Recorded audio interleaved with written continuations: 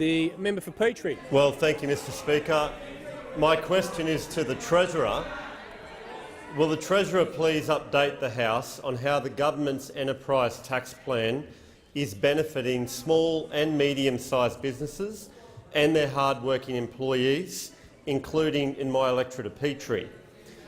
Is the Treasurer aware of any threats to Australia's small and medium-sized businesses? The Treasurer has the call. Thank you, Mr Speaker, and I thank the member for Petrie for his question. The Turnbull government is implementing the plan that we took to the last election to grow the Australian economy that is seeing hundreds of thousands of Australians get off welfare and get into work. More than 950,000 jobs have been created under the coalition government.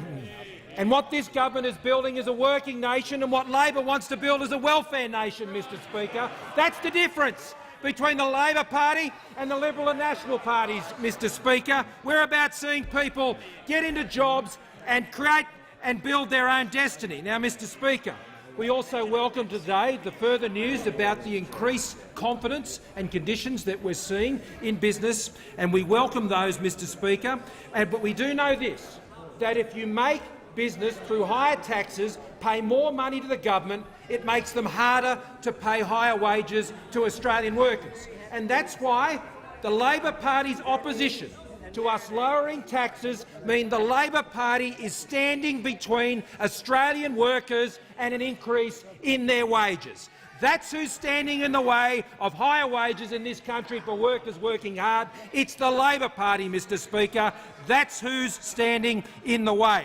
Now, a key part of our plan has been to deliver and legislate tax cuts for small and medium-sized businesses. They have been delivered, and we are seeing the benefits of those for those small and medium-sized businesses.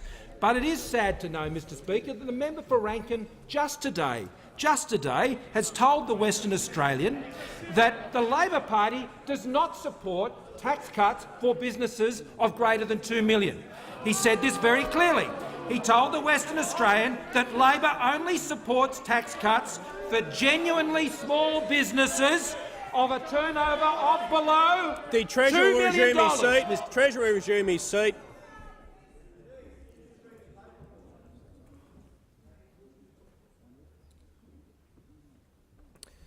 The Treasurer has the call.